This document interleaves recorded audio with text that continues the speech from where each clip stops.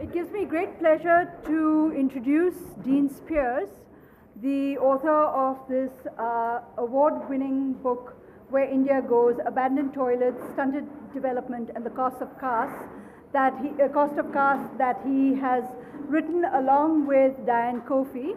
Dean is by training an economist, but I think you will find that the kinds of questions that he is asking shows you the kind of the disciplinary span of both the authors and more. The book is something that deals with an issue that all of us engage with in some moment or the other in the past 2 years of your time here at APU.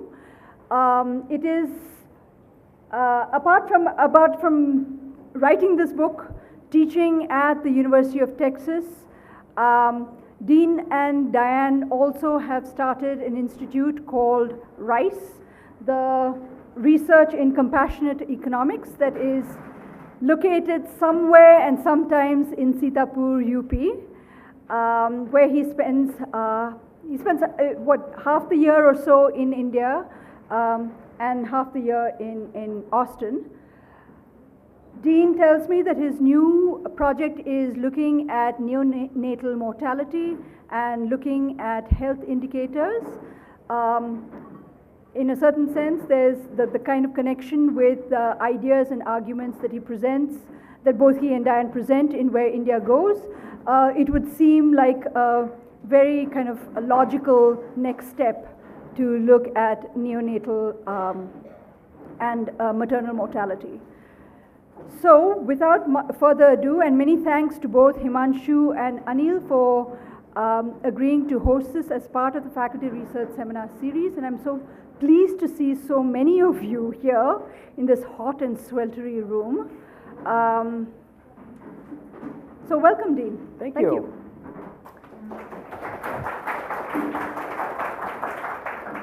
Thanks so much. Is my microphone okay? Great. Thanks so much for that very kind introduction, and thank you all for being here. You know, a few years ago when we started writing this book, I never would have thought that we would have been able to fill a room with this many people who wanted to come listen to a book about poop. I think the trick is that it must be a required part of one of your classes or something like that. But that's fine, I'll take what I can get. I really appreciate you all being here, and thanks very much.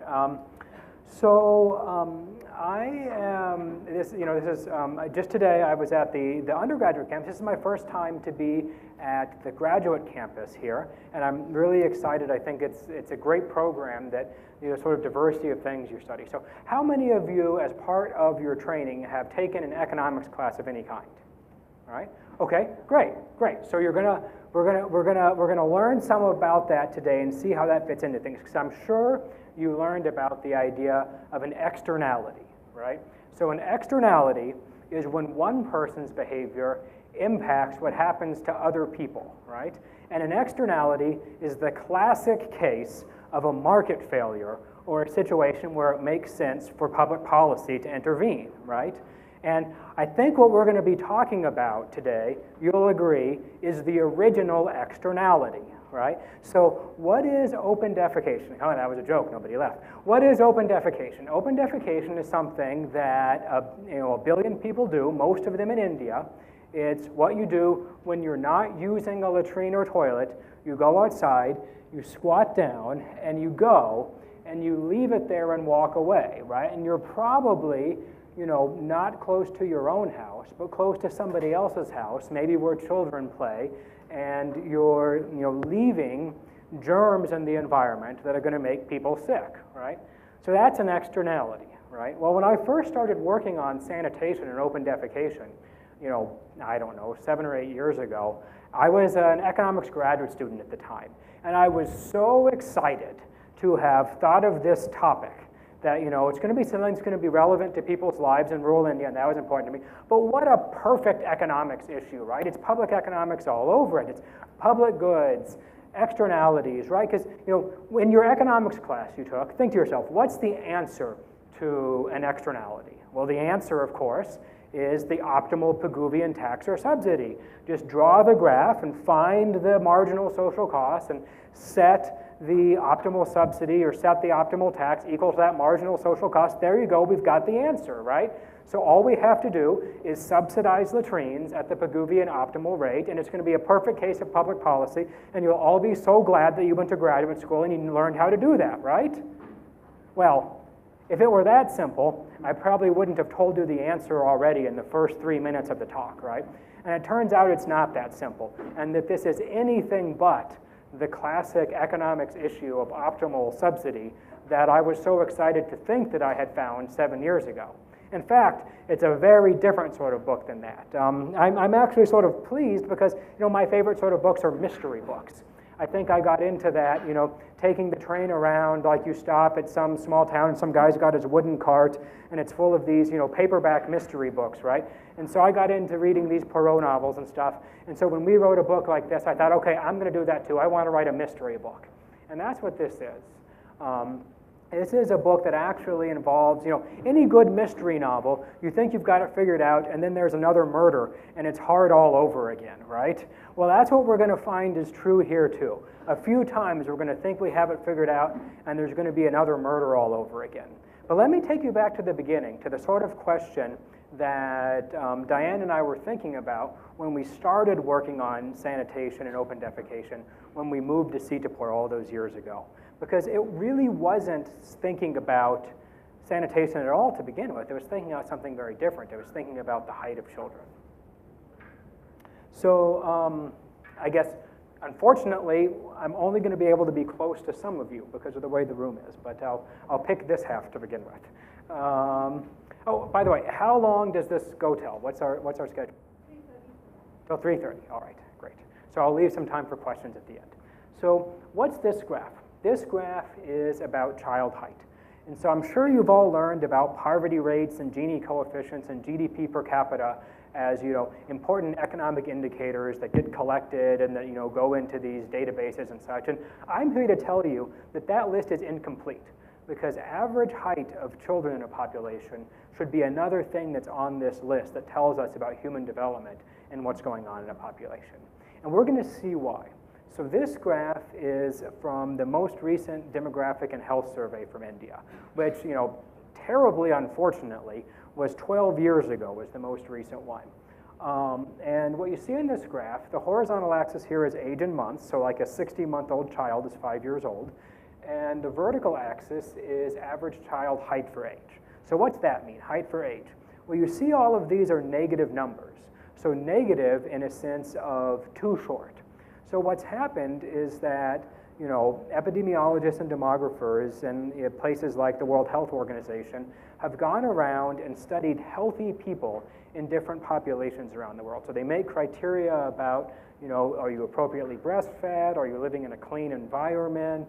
All sorts of things that are going to be good for babies. And they've picked populations in different countries identified like this, including in India. So, part of the sample was from South Delhi. And they see, on average, what's the distribution of how these children grow up living in this healthy environment.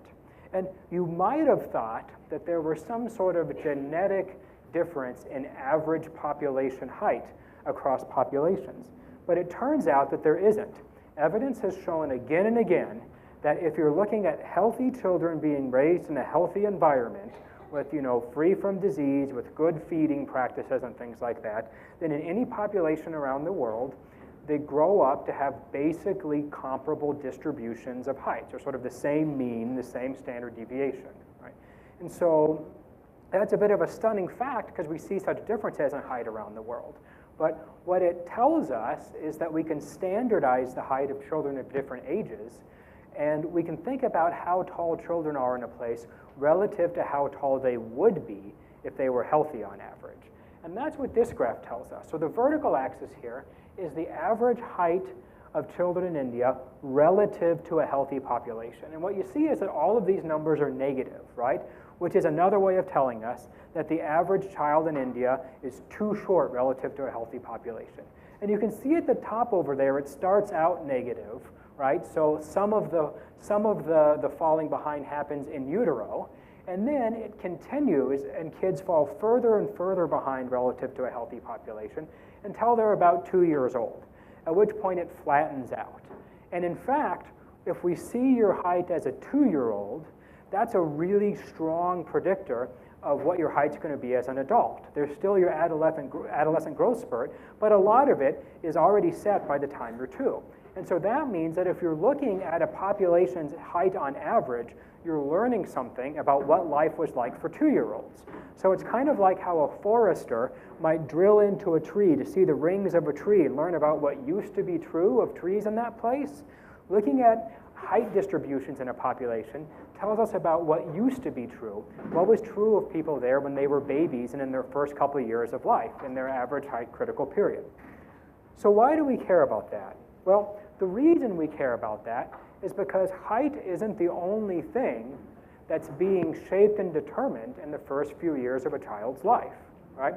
Your body is growing up to its potential, but your body's long-term health is being set, properties of your overall development are being set, and of course your brain, which is a physical organ, is also growing and developing. You're learning, and it turns out that on average, the same sorts of things that let a person grow to her or his individual height potential, that's the same sort of health and net nutrition that influences whether a person grows to her or his cognitive potential, right? And so on average, that tells us something important, that people who are taller on average are smarter on average, to put it simply, or have more cognitive achievement. Now, notice I said on average, right? This is something that has to be true at a population level, not comparing across individuals, right? I was only able to write this book because I co-authored it with Diane. She's a little bit shorter than I am, but she's much smarter than I am, right? And so it's not true when you're comparing individuals. It's something that's true on average in the overall population, that the sorts of populations where people are able to grow to their height potentials are the sorts of populations where health and net nutrition are such that people are able to grow to their cognitive potentials too. And economists learned that and got interested in height as an economic variable, thinking about this classic puzzle of why people, even in developed countries who are taller, get paid more on average. It sort of makes sense if you're thinking about somebody whose job it is to like lift heavy things and put them up on a shelf, that a taller person might be more productive. But we're also talking about people who basically sit at office jobs, right? Who sit at desks and write TPS memos. Why would people who are taller get paid more for that? And what economists realize, a very important paper in this was by Ann Case and Chris Paxson, is that differences in early life cognitive achievements, even when you're already children, if you match that to the same people when they're older, can explain the differences in average income according to height. And part of it is this slope right here. So this graph, the horizontal axis is that same height for age z-score, so height relative to a healthy population that I had in the graph before. And since this is about the US, now it's centered around 0, because people there are taller on average. And the vertical axis, this is about children. This is about whether or not they can read. So this is sort of me recreating a famous upward slope from that Case and Paxson paper. And so I want to get to the back of the room and see it the same way you see it. It's a very famous upward slope. Can you see how that line is sloping up and how taller kids in India are more in the US are more likely to be able to read? I don't know, maybe you can't see it. Maybe I'm doing this wrong. Because see, the thing is, I plotted it on the same axes as the same slope for India. And so even though that's such a famous upward slope for the US, you can't even see it when it's plotted on the same line as the Indian slope, because taller children in India are much more likely to be able to read. Taller children in India are much more likely to be able to read. So what that tells us is that early life health and net nutrition is a really important part of explaining the variation in cognitive achievement in India. That, human capital is a lot of different things. One of them is schooling, and that's why we come to places like this. But also part of it is health and what happens to you when you're a baby. And so in a place like rural India, where the health shocks are worse, right, and where there's less remediation opportunity, the embodied dimension of human capital, the things that happen to you when you're a little baby about your health and net nutrition, turn out to be really important, such that taller kids in India are much more likely to be able to read on average. And so we're beginning to see why, as I said earlier, this is such an important economic variable that maybe should go on our list. And in fact, It's no surprise now that we know this, that when we look across different populations, taller people get paid more in developed countries and developing countries. Here's a graph by a paper from Tom Vogel showing it for Mexico. You see it in Indonesia. You see wherever people have sort of done the work of making a data set that matches height with wages, we see this relationship. And so that means that overall for a population, that early life health is an important part of a population's wealth, and that if children have the sort of health that's going to let them grow, then that's going to matter for the economic productivity of society overall. And so that's why I was saying that I think this is one of these economic variables that we should be paying attention to. If we know about the average height of a population, then we know something important about its human development and human capital. Again, we're talking about averages, we're talking at the population level, but if we know about the average height of a population, we know something very important. But that gets us to our first mystery. Because here I told you that I want this to be included in the same sorts of databases that tell us about things like poverty and GDP, and I'm telling you it's an important measure of human development. But if you look at this graph by economist Angus Deaton, you actually see that the average height of countries isn't that well explained by GDP at all, right? So this graph is made from demographic and health surveys. So the same data source that I was showing you before from the graph before, this graph is made by pooling a whole lot of these. And the bigger the circle, the bigger the population of that country. So I bet you can figure out which one's India, right? It's this one right here. And so along the horizontal axis is GDP per capita in that country. And the vertical axis, it's in centimeters. It's the average height of adult women. So this is telling us about something that was true 20 to 45 years ago, because those are the women who are measured in the DHS. And so what we see in that graph, what sort of scatter do we see there? What line do we see? Absolutely nothing, right? There's no clear correlation there. And this is about people who are adults a few years ago. But a lot of things have happened in the past 20, 30 years. In particular, economic growth in India has been relatively high.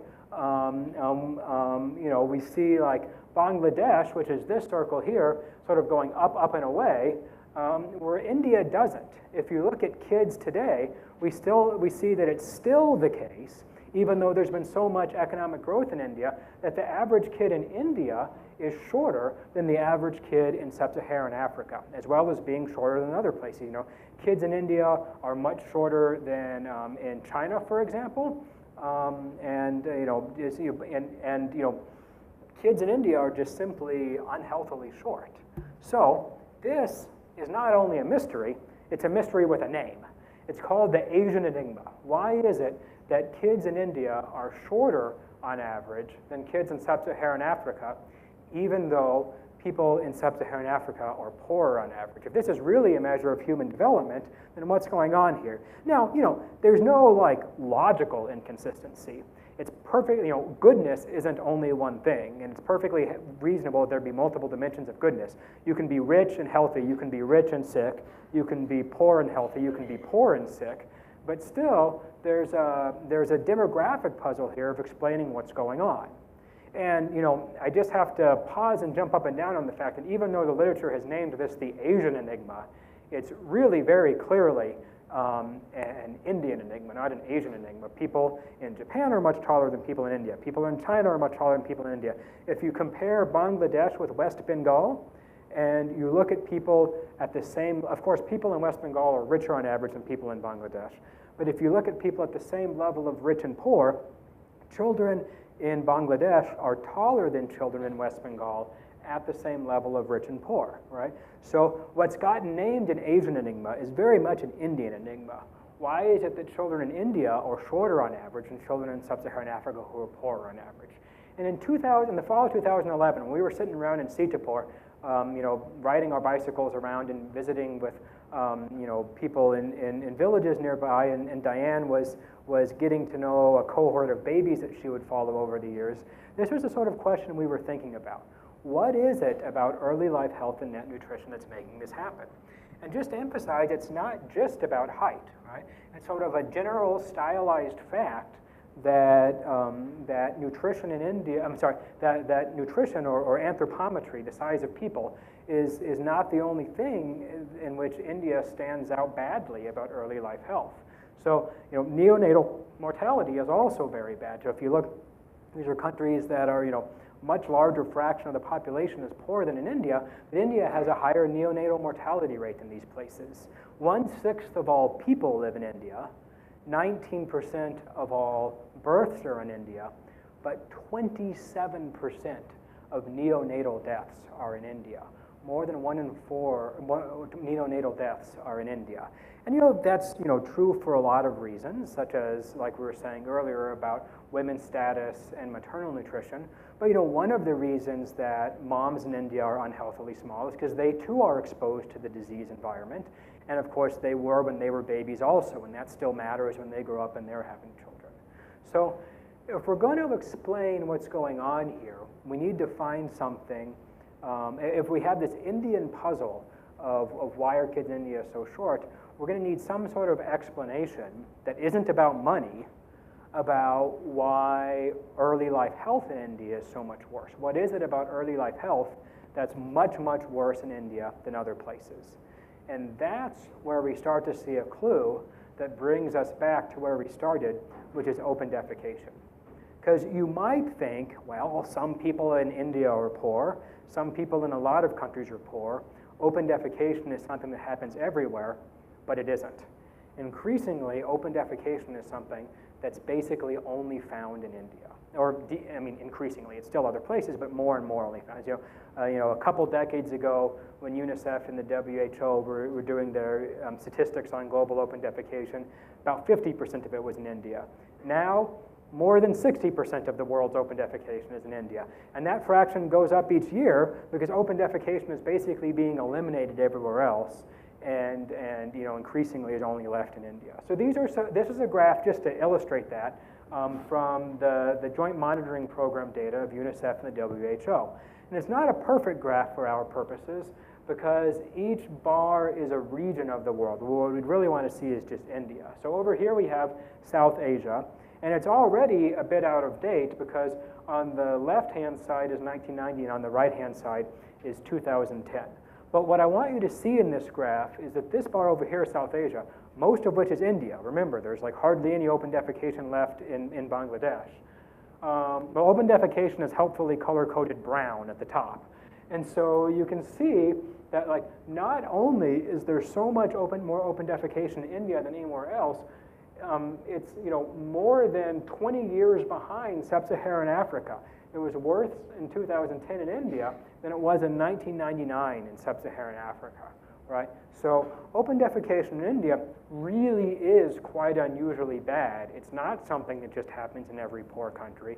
It's something that's increasingly remaining only in India, and it gets worse. What gets worse is that India is also a place where population density is high. So population density is the number of people divided by the land area, so like people per square kilometer. So India is a place where a lot of people live close to one another. Those of you sitting on the floor right now are experiencing population density. Other countries have lower population density than India does. The philosophical question, if a turd falls in a desert and nobody's around to get infected by it, does it cause stunting, right? If people are living very far apart, and I got one smile out of that. If people are living very far apart, and so they're defecating in the open, but they're not interacting with one another's feces, and it's not necessarily going to make people sick. The same fraction of the population defecating in the open is worse when population density is high. You might be walking away from your own house, but you're probably walking close to somebody else's. And that's what this graph is telling us about. So these circles, just like the Angus-Deaton graph, are from demographic and health surveys. So each circle is a country and a year. So these three big ones are India. It's DHS surveys in 1992, 1998, and 2005. These ones here are Bangladesh, going up, up, and away, and other ones are other developing countries. The vertical axis here is this same height for age z-score that we saw before, so height relative to a healthy population. All the numbers are negative because these are demographic and health surveys, meaning they're done in developing countries. And the vertical axis is open defecation density. So it's the fraction of people who defecate in the open times population density. So open defecators per square kilometer. And that is a dimension on which, as you can see, India really excels, right? There's more open defecation density in India than anywhere else. And so when we stand back and look at the graph, we see the sort of correlation that you might spend your whole life doing statistics and never quite see a correlation. It's nice looking at that. And it tells us something interesting, which is that India is right on the line. So our enigma is suddenly not seeming quite so enigmatic anymore. That kids in India are short, but they're just about exactly as short as you would predict given the international trend and the amount of open defecation that they're exposed to.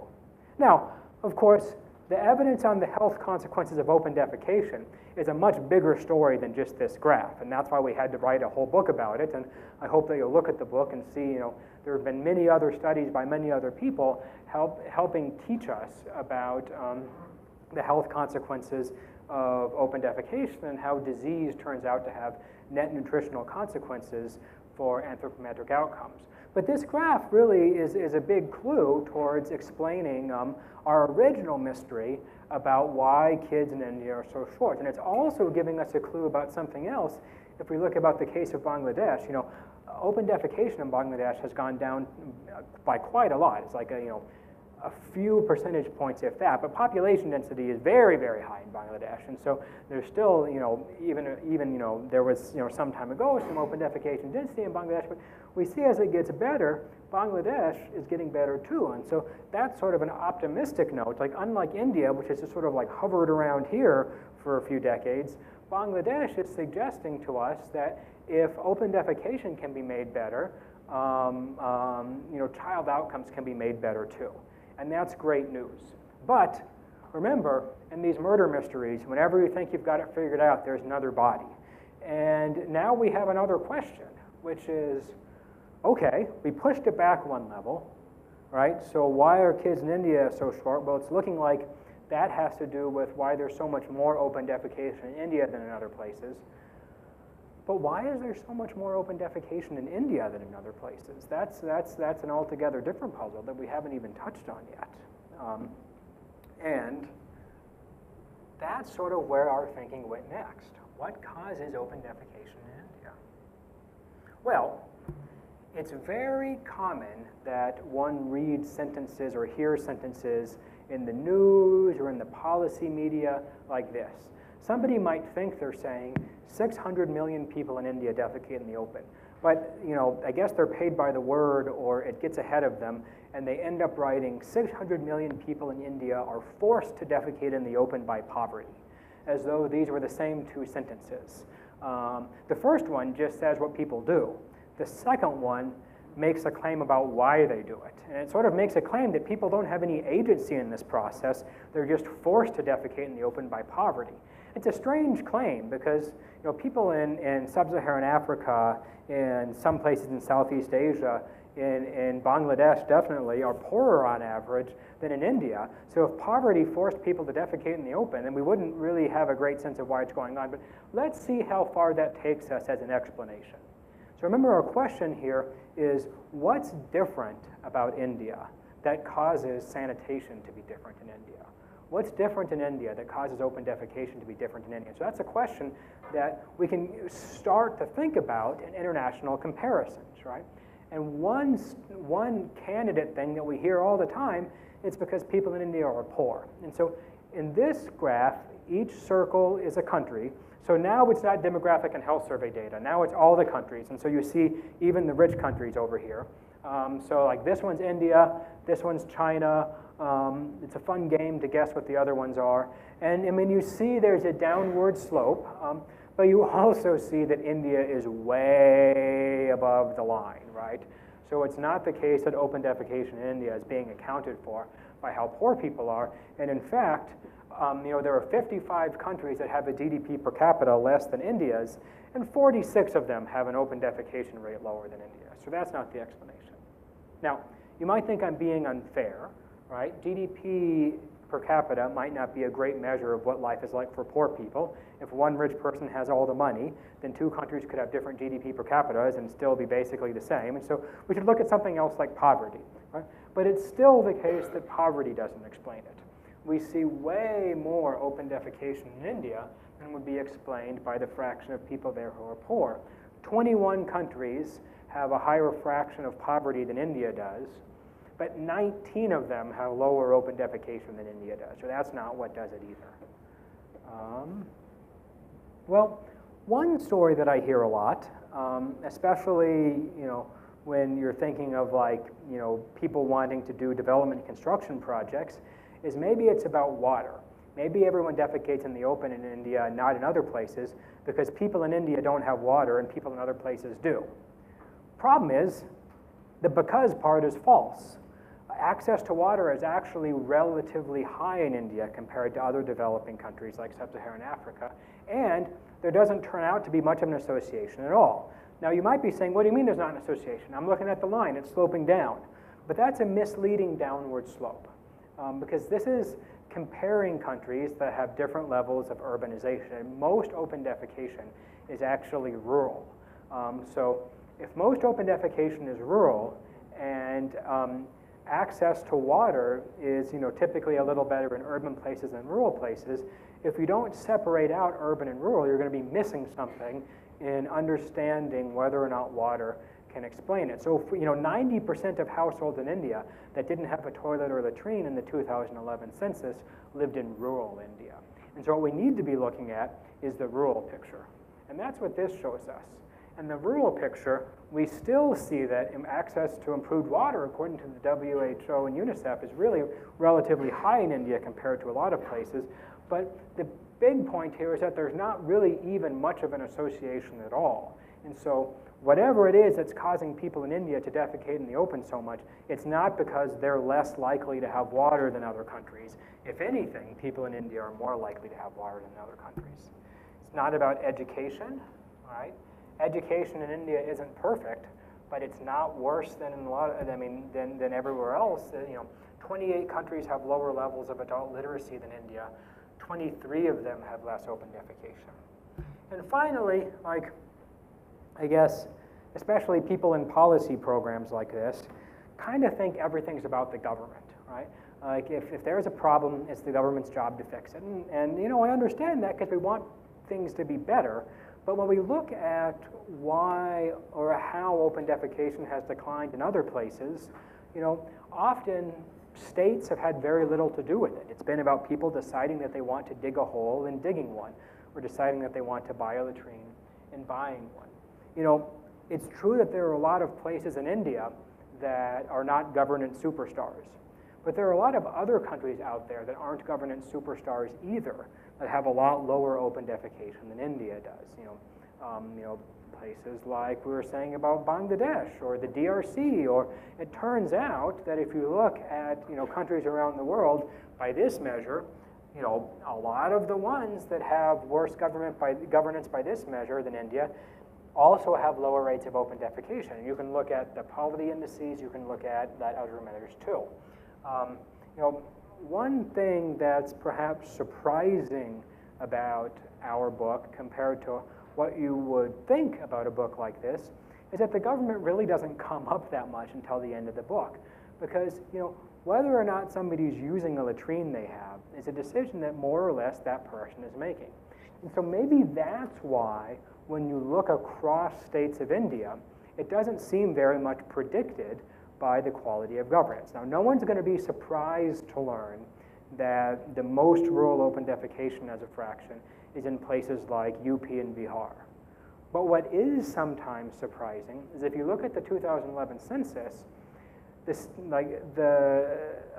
you look at the fraction of people who don't have a toilet or latrine, Tamil Nadu and Gujarat are almost right behind UP and Bihar. So rural open defecation in Tamil Nadu and Gujarat is almost as bad as in UP and Bihar, and those are places that we typically think of as much better governed.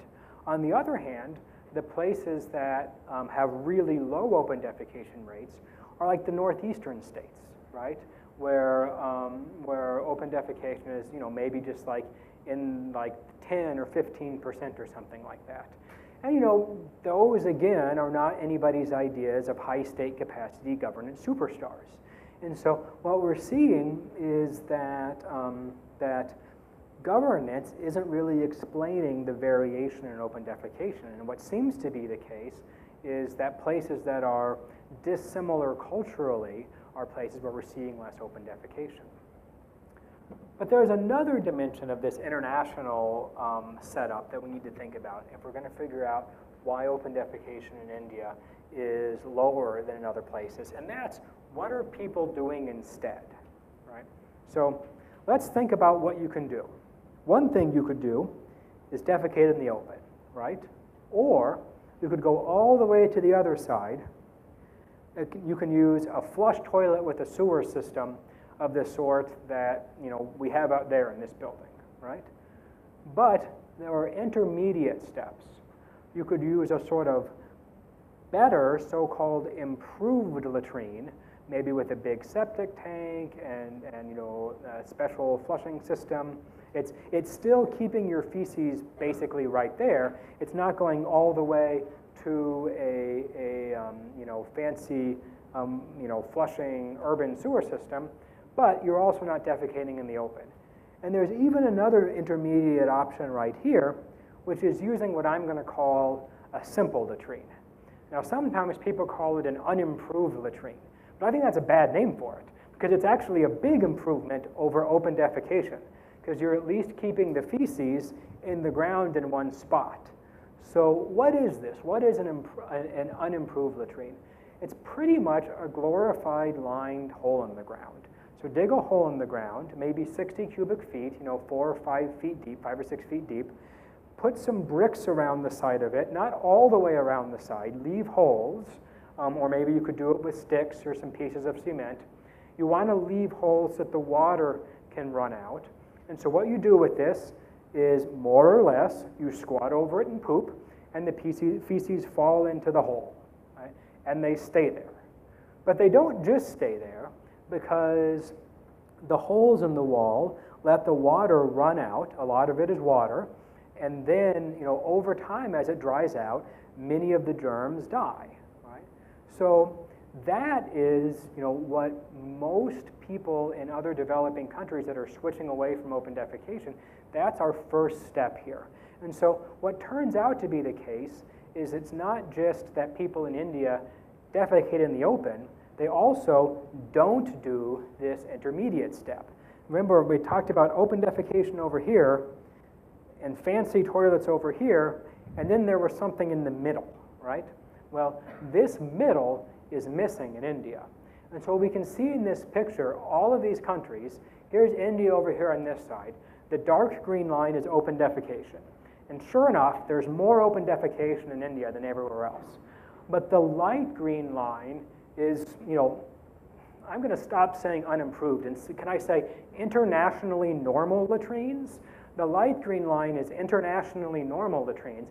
What we see is that there's less using that in India than everywhere else too, right? And so it's not just no open defecation. It's not just lots of open defecation in India. It's not wanting to use pit latrines that everywhere else are considered normal. But in India, people tell us the pits are too small. So now our mystery has deepened yet again. What is it about these internationally normal pit latrines that people in India don't want to use? And to get an answer to that question, we needed help. We had to call in the squat team. We did this, my jokes are falling flat here. This thing on.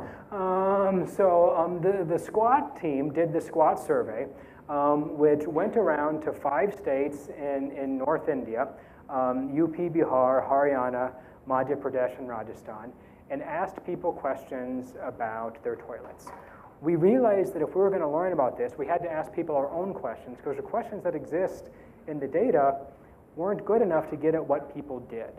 The census records whether you have a latrine. the DHS records some combined question of what does your household do, although it sort of assumes that everyone in the household does the same thing. IHDS asks a similar question. I wish we knew what question the NSS asked. We really don't know whether people who have latrines that use it. So we brought a bunch of people to, here's pictures of Sitapur where we lived, and started thinking about what survey questions would be good to ask. And so our RICE team, especially with Sangeeta and Nikhil and Ashish and Payal, we started figuring out what we needed to ask people. And we realized we need to ask people not just whether they have a latrine, but whether they use it. And then we need to ask everybody in the household separately. So instead of just assuming that if you have a latrine, you use it, saying something like, now tell me, Uncle, I've been to several villages, and I know that some people use latrines and some people defecate in the open. So Uncle, yesterday, Dean, did he use a latrine or did he defecate in the open? And yesterday, Diane, did she defecate in the open or did she use a latrine? If you ask a question like that, then you're communicating to the person that you really care about the answer and that you think that it could be different for different people. Maybe even some people in households, some people use it and some people don't. If you ask your questions in such a way that assumes that everybody's using it, then you're never going to find out what's actually true. And so that's what we did. We got a bunch of people together in Sitapur and trained them to ask these questions. And we went with them. All, Rice, one of us was always there in the village with them as they asked, these questions over and over again, lots of times. We also met some baby goats. And what did we find? Well, we found something that you couldn't have learned if you didn't ask this question. So this is just looking at people who own latrines. And we found that a lot of people living in households that own latrines just don't use them. So remember where we started about access, right? 600 million people are forced to defecate in the open because they don't have access to a toilet. Well, a lot of people who have them, nobody in the family is using them. And this 18% is a very special bunch because it's people who live in a household that has a latrine that somebody else who lives in that household is using. So we know it's a working latrine, but they're not using it. They're going out to the fields anyway, potentially walking right past it as they go out to defecate in the open anyway. So this is telling us something interesting and important about this whole access story. We already knew that the access story had big problems because in poorer countries, people were making or buying their own latrine and using them for just a few thousand rupees. We already knew that a hole in the ground wasn't that expensive to dig. But once we see that people who live in a household where other people have a latrine are still defecating in the open, that sort of blows the access story to bits. And it also tells us something important about policy, which is that if we're going to build a bunch of latrines, then an awful lot of them are not going to get used, and we're not going to solve the problem of ending open defecation. But I guess we didn't have to do a special survey to learn that, right? Because successive governments in India have been building latrines for decades now, right? Building things out of cement is what the rural Indian state is great at. They build roads, they build drainage ditches, they build irrigation ditches, they build electricity poles, sometimes with no wires on them. They build schools, sometimes with no children in them. They build marriage halls, right? So building things out of cement is what the rural Indian state is great at, because a lot of people have an interest in the money flowing and the buildings happening, right? And so, there's a bipartisan consensus between successive governments in India that sanitation programs in rural India involve building a lot of latrines. And we know what happens. We know because you can go to where they are and see them that an awful lot of them just don't get used. They get taken apart because somebody wants to use the bricks for something else. Those are the ones that you don't even see. They get used for storage you know, it's where you keep your gober, your luckily you keep your fuel in them. I'll do all sorts of things with them. Put your tools in them. And so we already know what happens when people build a bunch of latrines. So what? So what should we do? Well, our biggest mysteries might still be unsolved. If we're going to learn why people don't use latrines when we have them, we're probably just going to have to ask them. And so finally, that's what we did. Shortly after about the same time and shortly after the squat survey, we did a companion qualitative study that we optimistically called the switching study, because we thought that we were going to be interviewing a bunch of people who had switched to latrine use and learn from them about why they did. We ended up talking to a lot of people who didn't switch, but we learned a lot about why people don't like to use internationally normal latrine pits that they consider small. So look at this picture. So an internationally normal latrine pit of the sort that the WHO recommends is about 60 cubic feet. And more or less, that's what the government of India says it stands ready to build for everybody. But if you look at what people build for themselves, not a lot of people do, but the people who do build something much bigger that they sometimes call a septic tank. Now, it's not literally a septic tank in the sense that an engineer would recognize it as like filtering things. It's basically a room full of bricks underground, right? So one woman who you'll meet in the book says to us, I'm poor. How could I build a latrine? It would take a whole room full of bricks. And she's not talking about the building. She's talking about the underground part. Because what people say they want, we say, how big would you like it to be? Dust by dust by dust, right? Like a 10 foot by 10 foot by 10 foot, literally a puckagar buried underground that you're going to fill up with poop. And if they instead use the bricks, in many cases, you could like add a whole room to your house, right? Which in some cases would be like a lot more rooms than people have. And so when people build toilets for themselves, in the rare cases, they spend a lot of money building a huge expensive pit underground, not one of these leach pits where the water comes out, but like a big container box underground. Why do they do that? Well, one question we sometimes ask is, well, why did you make it this big? Why did you not make it any bigger? They say, oh, well, I'm not going to live forever. And what they mean by that is that they want it to last forever. They want, just like when you go defecate in the open and leave it there, the feces is subjectively gone away, right? You're never going to think about it again. They want it to work like that.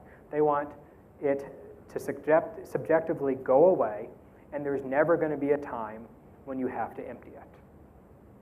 And that's the key difference between how people think about internationally normal 60 cubic feet latrine pits in India and in other places. So what do you do with one of these things? Well, your family, you're pooping in it. After 5 years or so, it fills up. And so what are you going to do? You got to empty it, right? You got to scoop the stuff out of it and put it hopefully somewhere safe, but definitely somewhere else, right? A lot of the water will have come out of it, right? It'll be different stuff, but it'll still be kind of gross stuff, right? So what happens in other countries? Well, in other countries, sometimes people dig it out and empty it themselves, the same people in the same family, right? Other times, they hire somebody to do it, all right? In other places around the world, Southeast Asia, Sub-Saharan Africa, Bangladesh, there's a market for this, and you hire someone to empty your latrine pit for you. Now, probably the people who are emptying a latrine pit in a market like that are, poor people who are down on their luck, right? That's, I'd be very impressed, but I don't think that the career placement office here is going to place anybody in a job like that, right? But it's still very different in those other places than it is in India. And the reason is the continuing importance of caste, ritual pollution, and untouchability. People in other countries whose job it is to empty latrine pits. They might be poor, but it's not the case that their parents weren't allowed to go to a temple. They might be poor, but it's not the case that their parents aren't allowed to drink tea at a tea stall. Their families weren't forced to eat scraps left over after a wedding that they were forced to clean up from. People in other countries whose job it is to clean latrine pits might be poor, but they're not Dalits. And that's something that is different in India and is getting to our explanation for why people don't want to use internationally normal latrine pits here. When people think about a latrine pit filling up in India, they think about ritual pollution of the worst kind, right? The home is supposed to be a ritually pure place. And accumulating feces next to it is a dangerous thing because it's going to have to eventually emerge and be emptied. People misunderstand how long it's going to take a latrine pit to fill up. They think it's just going to take a few months, but they know it's going to fill up, right? And so they're thinking, what's going to happen with this latrine pit once it fills up and we have all of this collected near our house? It's certainly not the case that any, caste Hindu is going to be willing to empty his own latrine pit. And he's worried about how he's going to hire someone to do it. Very, very slowly, far too slowly, very, very slowly, life is becoming better for Dalits in India. And untouchability is getting a little bit better. And one of the manifestations of that is that many Dalits are no longer wanting to do the same sort of work that in the past was such a marker of stigma and low status. More people are saying, I don't want to empty latrine pits. Some still are, some aren't.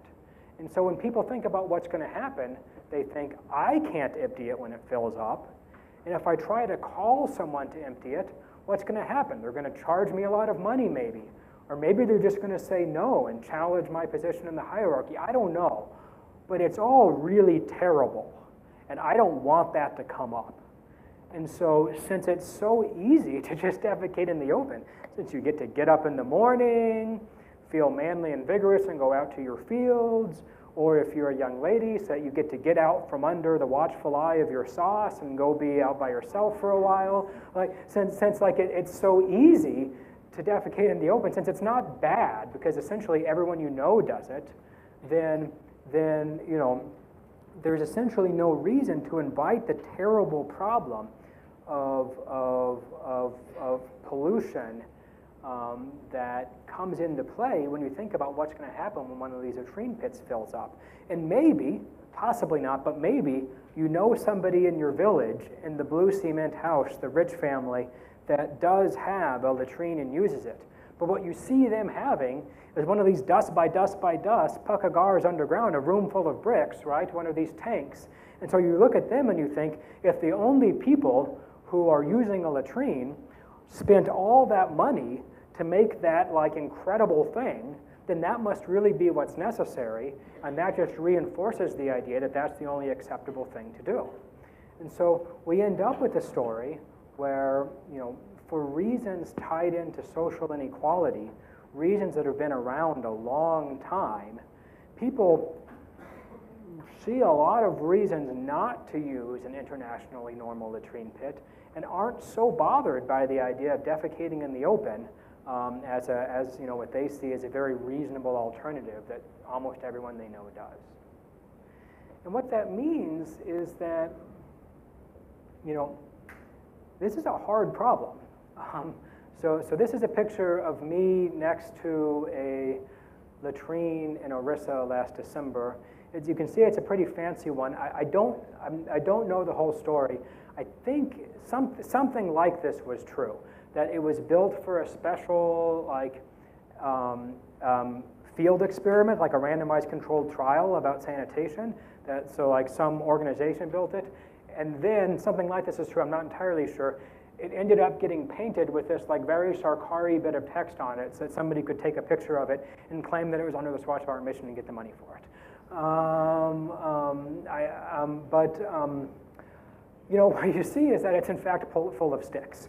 And So, we're left with this question that if all of this is tied to ideas of ritual purity and pollution that have been around for a long time, and social inequality that's been around for a long time, we have to think very carefully about, what can be done about it and how quickly. There's a big debate in the public health literature and the health economics literature about whether inequality makes us sick, or whether countries that have higher levels of economic inequality, where some people are richer than others, are countries where people are sick on average. It's a sort of hard question to answer with statistics, in part because there are only 180 countries, and there are more than 180 papers that have been written about it. And so, all sorts of combinations have emerged. What's interesting about this is that this is a case where social inequality is influencing how people think about the sort of safe sanitation technology that otherwise all around the world is making people healthy, and here is keeping people, spreading the sorts of diseases that, not only make children sick, but kill children and have the sorts of consequences for early life human capital that, turn out to matter for everybody, because what happens to you when you're a baby stays with you for a very long time. So we have, looks like about 10 minutes left. I'd be delighted to answer questions or hear long, long questions while I drink a water bottle.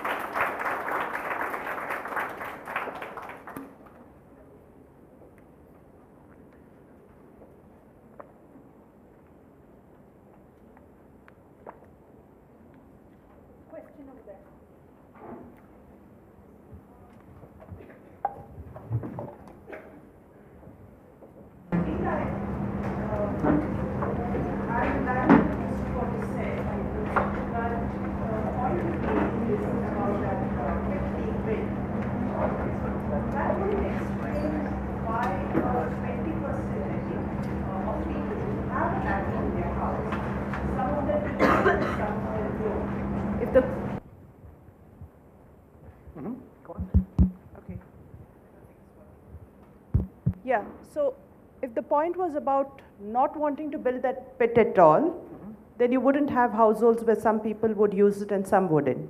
And as a follow-up to that, I'd like to share a personal experience in Northeast Karnataka, where there is a lot of open defecation. Someone told us that in his family, he, his wife, and children use the toilet, but his parents still prefer to go out into the fields because their argument is that something so unclean, how can you do it in or adjacent to your house? And I saw for myself toilets that were being used as storerooms with either government or private funding, those were constructed. So there might be something more to the caste angle than just not wanting to clean it in the future, but even right now, not wanting to use it when it's so close to your house. Yeah, I mean, it's definitely the case that, the way people think about health in the body tells them that, like the case you said about the older parents who go out into the field, going out in the field is seen as like a what's the word I'm looking for? A wholesome thing to do, right? I think wholesome is the right way. Wholesome isn't quite the same thing as healthy, like a wholesome thing to do. And so I think that's a big part. But I think when you look at these, when you look at households that are mixed. One figure I didn't really have a lot of time to talk about is who's the people who are using the latrine. So this is looking at households that have a latrine. The green line is males and the blue line is females. And who's using the latrine versus defecating in the open. So vertical axis here is defecating in the open. So males are more likely to defecate in the open than females are. Very old people are more likely to use the latrine if they have it. So in a lot of cases, people build a latrine when a relative gets too old to go out in the field anymore. And so then the person who's using it is the person who's basically old or not really physically able to very easily go out in the field anymore. And so that person's using it. We have a chapter in the book. In the short version where one's only talking for an hour, you don't get a time to get into everything. But there's, a side story here about how a lot, for people who are very old or disabled, it can be tough for them that, the rest of the people in their family don't want to build a latrine because they really can't very easily go to the field. And the other thing we see here is that, of course, young women are particularly likely to use a latrine if you have one. And so what does that tell us? Well, we have to think about it carefully, right?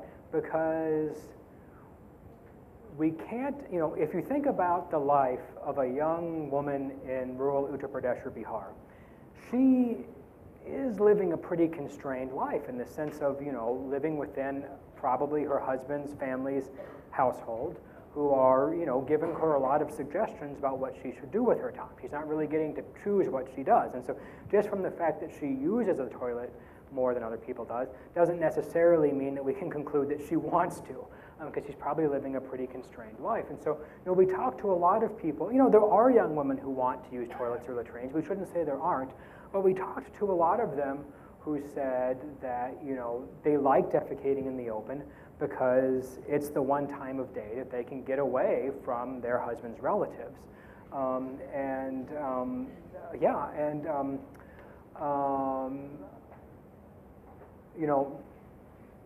Other people told us, well, I'm the choti bahu now, and so I'm using the toilet, but one day when I become the sauce, I'm going to go defecate in the open again, when I sort of have the power to choose that for myself. We just have to be very careful about how we think about whether what people are doing is what they want. And I also, there's this question of do women get harassed when they go out to defecate in the open? And some fraction of women might, but some fraction of women also get harassed when they go to the market, right? And so the solution to that is definitely not keep women inside all of the time, right? And I think what's overlooked is that when you hear, so in UP you see this sign that's painted on the walls in villages that says, Bahu or Betiam Bahar na jaye, apka garhi mein shauchalya banaye. So don't let your daughters and daughters-in-law go outside. Yeah, this is like an actual sign that the government's spending money. Don't let your daughters and daughters-in-law go outside, right? And so it's not so much about people don't want people to see their young women defecating in the open as it is that people don't want anyone to see their young women at all under any circumstances. So, getting back to this idea of a latrine pit, I think people do understand that this is like a quantitative resource, and it could be filled up more quickly or more slowly, right? And so one person using it is going to make it filled up more slowly than more people using it. So one thing people say to us is oh, well, we made this for my older relative who can't go to the field. We made this for the daughter-in-law, something like this. Only she uses it, only he uses it. The rest of us might use it maybe in emergencies. That's a phrase that comes up a lot, maybe in emergencies. And so people see it as a quantitatively scarce resource that needs to be conserved. But yeah, it's a great question. Mike, so you spoke about social inequality as one of the major points of open defecation causes. My question is, in regards to Dalits, what has your research shown? Do more Dalits defecate in the open? If so, can you explain how social inequality plays a role? Because I don't know I don't know how their power might get affected by calling somebody else to clean it. So, in perspective of Dalits, could you talk about the social inequality? Yeah. So that's a great question, and it brings me to. We see a lot of papers that or research that takes that form. Here's the average amongst forward caste people, here's the average amongst OBCs, here's the average amongst SCs, right? We see a lot of papers about caste, not just about sanitation, but about anything, about education, about jobs, about health, about anything, that show the average in each of these buckets. So there's a lot of research showing inequality between caste groups, right? So that's a form of research that tells us about how caste is important.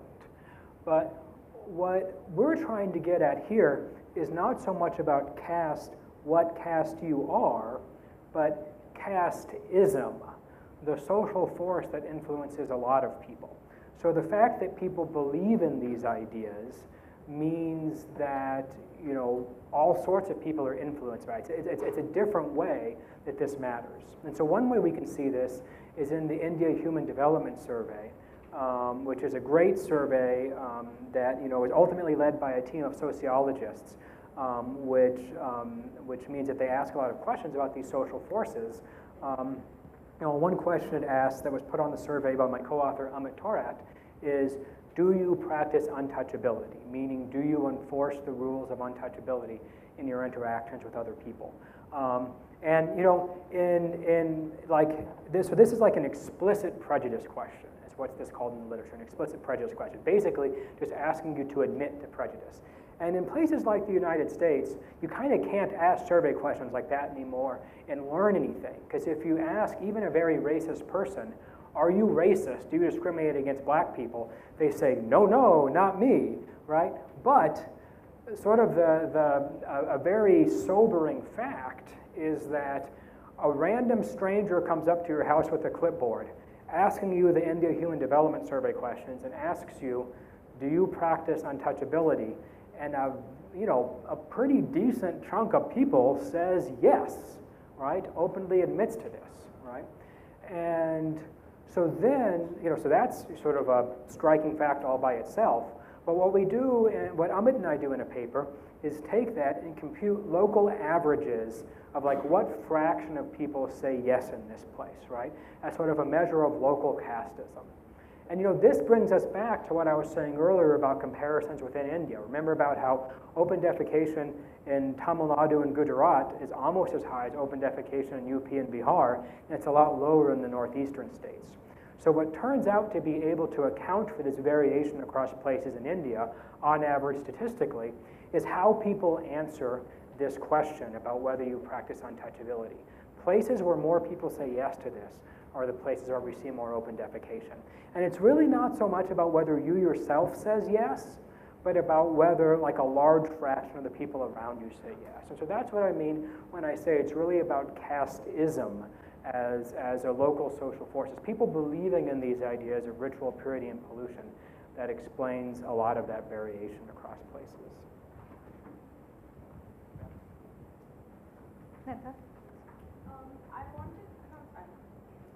I think they're recording it. Yeah. I wanted to know, this is kind of off your topic, but I wanted to know what's done with the waste treatment, like when it has to be cleaned, and what is the process of what is done with the waste? Okay. So that's a great question. What's done with waste treatment now? I want to differentiate between rural India and urban India, right? So like I said earlier, in the 2011 census, 90% of the households that lacked a toilet were in rural India, right? Most of the world's open defecation is in rural India. So when we're thinking about this idea of people having a latrine and not using it, it's principally a rural problem.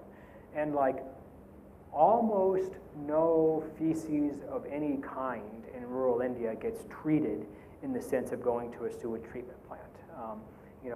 Some of it might go into some sort of latrine pit, and if so, just more or less gets dumped somewhere, right? Now, in urban places, there are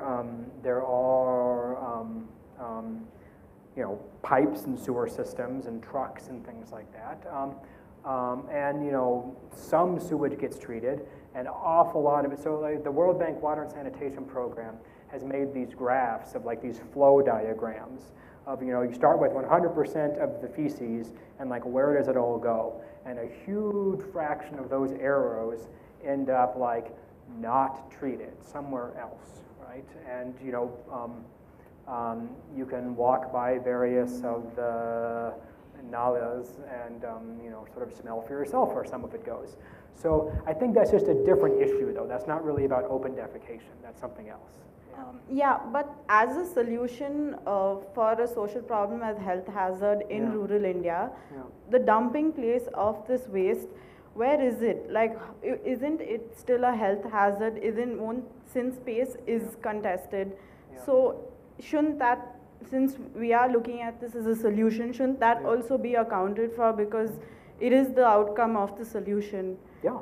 So that's so a lot of things get touched on there.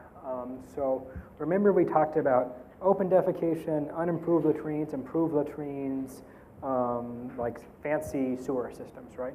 So no question, going further along this axis is better, right? No question, you wouldn't want humanity just to stop at unimproved latrines, right? But there's also no question that going from open defecation to a simple pit latrine is better for health, because while the feces is contained in one place in a pit, it's decomposing, it's at least being kept away from children, there's some hope it's going to be dumped in a good place. And so just like all those international statistics we saw, we're comparing open defecation to anything else. So, simple pit latrine and up is a big health improvement. That doesn't mean it can't be made better going on from there. So there are a lot of ways, actually, that we're not really thinking hard enough about what would happen. What if magically somebody snapped their fingers and eliminated open defecation by 2019, right? What would happen next, right? There are some big open questions there. Where would we put it all when these latrine pits fill up? And who's going to empty them when these latrine pits fill up, right? It's far too easy to imagine a situation where if all of a sudden magically everybody were using simple pit latrines in India, the sort that the government's building, and they were filling up, then we end up, with, setting back the small social progress that there has been, towards liberalization and the annihilation of caste, because a lot more latrine pits are going to need to be emptied, and that's just another version of the question you're asking about, what exactly would we do if people really were using a few 100 million more latrines in India? And I don't think anyone has the answer to that. In fact, there are a lot of questions here that I don't think anyone has the answer to. And if you're reading this book, typically when someone comes and they stand up on stage and they tell you about their new book, they're telling you about it because they think they have all the answers and that they have a recommendation that they want you to go forth and do it. And if that's the situation that you're hoping for, if that's the only reason you're going to read the book, I can save you time, because at the end of it, we don't tell you what to do. We tell you that we don't know. We tell you that this is a very hard problem rooted in long-standing social forces. And we've got some ideas about things that people could try out related to latrine pits and purity and pollution, social inequality. And I hope that after thinking about it for the past hour, you have some ideas too. But as we say in the book, we wrote this book because we were humbled by a problem that we don't know how to solve. And I think that we have to take that approach of trial and error and experimentation and learning to see what's going to happen next. And that I hope, our hope in writing this book is that a lot of people are going to get interested and excited and take up that challenge of trying things about, rooted in these ideas of ritual pollution, latrine pits, trying things that might find the answer. Maybe one person's going to have an idea, he's going to start something, she's going to make it better, this organization's going to take it up. I hope something like that happens. We don't have the answer. Maybe some of you will. So I think we're almost out of time. So you have a question? Sorry. So you talked about toilets which are in people's homes, but they aren't using. They're actually going out and going for open defecation. So, I was not very clear with the reason behind it. So can you just elaborate? Right. So, like I said, there are multiple things going on there, including a sense that it might be wholesome to get up in the morning and go be in touch with your fields. But I think the biggest reason is that people see a latrine pit as a scarce, depletable resource, and that once it gets filled up, you're going to have a big problem of having it be emptied. So even if one person is using it and others aren't, that's at least fewer people using it, and so it's less likely to get filled up. So I think what we're going to do is just take a set of questions together and then maybe Up to you. Yeah. So 1, 2, and So you connected the dots between stunting, ODF, and fecal sludge management, right? in terms of decision making, one thing which I saw which is missing is who is the decision maker. And from the study that we've done, it pretty much is related to gender. That I found is not covered in your presentation.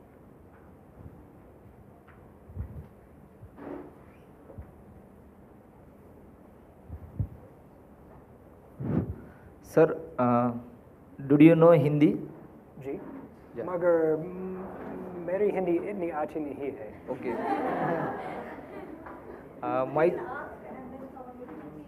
नहीं, मैं जो प्रश्न सच में मैं इतनी होशियार नहीं हूँ. Do you understand Hindi? Can you understand if we ask a question? हो सकता. सर, जो सैनिटेशन का प्रॉब्लम जो है वो अभी का नहीं है, इंडिया का फ्रीडम मिलने का पहले से है. इंडिया में जो है महात्मा गांधी हो चुके हैं, एक तुकड़ू जी महाराज है और एक है गाडगे महाराज, जिन्होंने यहाँ से 50-60 पहले इसके ऊपर भी काम करा है और लोगों के बीच में अवेयरनेस करने की कोशिश की है. बल्कि अभी तक भी इंडियन गवर्नमेंट हर घर को एक सैनिटेशन प्रोवाइड करता है, तो भी लोगों की मेंटलिटी उसमें यूज़ करने की नहीं है. उसके पीछे का रीज़न क्या है? और एक रीज़न मुझे ऐसा लगता है कि इंडिया में कई जगह पे ऐसा एक प्रॉब्लम है कि वाटर का प्रॉब्लम है. जब समर सीजन आता है, जो पानी की प्रॉब्लम बहुत ये करना पड़ता है. सो यहाँ के लोग ऐसा यूज़ करते होंगे कि हम जो एक मग्गे में जो काम होता है एक बकेट का क्यों यूज़ करें.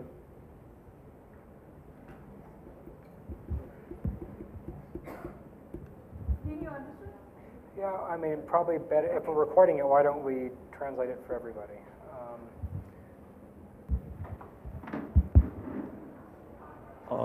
You mentioned the problem of clearing the waste. Yeah. I'm sure in the US, you have similar predicaments amongst the poor who live with very creaky infrastructure, urban, downtown America. So how do they deal with this clearing? Number one. And secondly, I'm still not very clear on how you connect up social inequality with this particular problem. The linkages, I couldn't get linkages.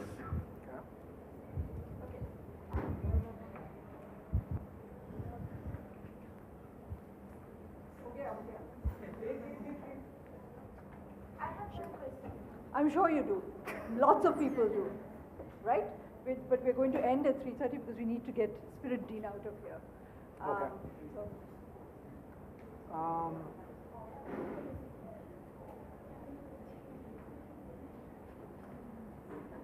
So I guess the first thing, since we have to end in just 3 minutes, I want to start by encouraging folks to read the book. I mean, everybody has sort of pointed out one way or another in which, in this talk today, I didn't get a chance to cover everything. And that's unfortunately true that I didn't get a chance to cover everything. That's, why we wrote a book. So I hope that you'll get a chance to look at it. It's available. It's available. I know there are some copies in the library here, and I hope that you'll all collaborate on making it accessible to one another in the library. On the issue of, it's true I talked some about women using latrine pits, and I'm sorry, women. I talked some about women being more likely to use it than men. I talked some about these gender dimensions. But we have a chapter in the book that talks about how a lot of what people think about this is pretty complicated because two things are true at the same time. One is that generally the decision of whether or not to buy or build a latrine pit is, the decision taken by the high-ranking males in the household, which means that it's easy to imagine a case where a woman's preferences wouldn't be taken into consideration. We can't necessarily just conclude from that means that in every case, like that sign says, that women would like to use a latrine but can't. I think it's no demographic category completely predicts what people think, and sex is no exception. So I hope you'll all look at chapter 7, I think, which is more about that question. On the question of, oh dear, I'm forgetting the question. What happens in urban slums in the US? I'm pretty sure that even in the poorest urban slums in the US, many or most people are still connected to a sewer system of some sort. I don't think people are using like chamber pots that they have to empty. I could be wrong about that. I really don't study urban poverty in the US, and so it's not my expertise, and so I just personally don't know. Should we stop there since it's 3:30? Is there anything? Sure. Yeah. Thank you for a fascinating kind of explanation of what it means to construct a problem and understand a problem. Because I think that what we see here is this entire way of thinking about development as a set of problems, right? And the challenge of trying to define a problem is one of the biggest challenges before you kind of move to the more fun stage, perhaps, of trying to figure out solutions. Thank you too for turning out in such large numbers and for a great set of questions. I know I've disappointed many of you by brutally ignoring your raised hands, but the book is available in there are 2 copies of the book available in the library, so go read them.